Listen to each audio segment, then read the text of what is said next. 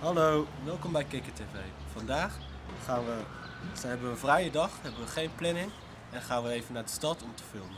Dit is Yannick, dat is een zwerfhondje die we hebben gevonden en die wordt nu mee naar huis genomen en dan gaat iemand verzorgen. Oh.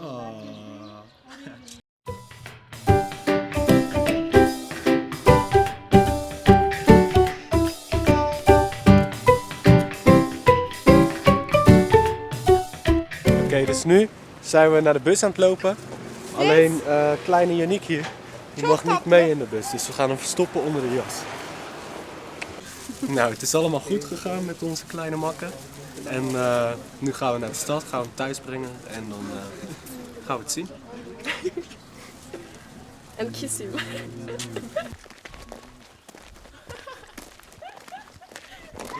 So sweet.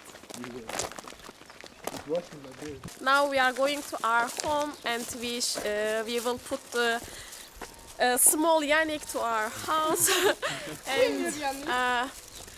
and then we will go out again and then we will go somewhere. You can see the Yannick, two Yannick, first Yannick, this one is second Yannick. Yes.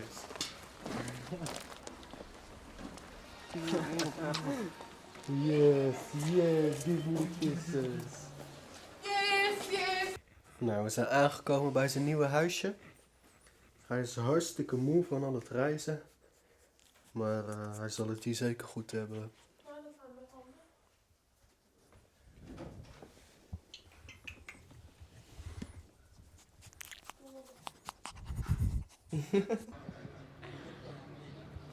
Now we are going to somewhere we don't know.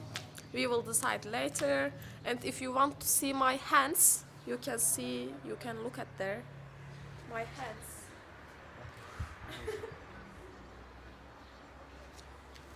They are my beautiful hands. And now I have a new dog. I put the name of him Yannick. He is my new Yannick. I will never forget him. And I will take care about him.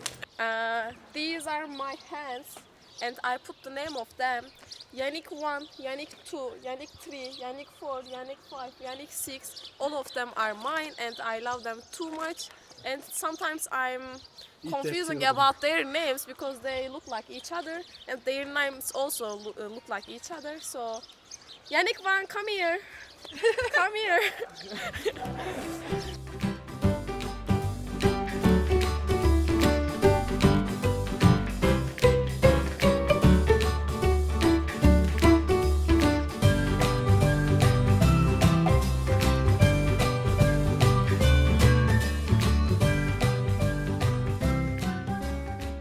We zitten nu bij een cafeetje. En waarschijnlijk gaan we iets van drinken of zo. Denk ik. Yannick ve yokum var. Het zal lekker zijn, denk ik. Hè? Evet. Eyvallah. Eyvallah. Now we are drinking the most typical Turkish drinks, tea, chai, Turkish chai. And I don't know, you like it? I will taste. Taste it. It isn't as good as your drinks, but this is typical Turkish. It's without alcohol. I wanted to add this. That's all.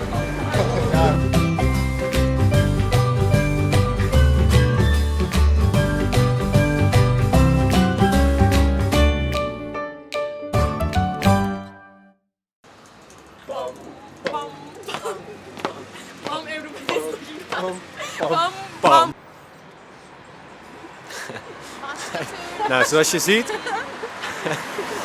je ziet hebben we een hele hoop plezier gehad. En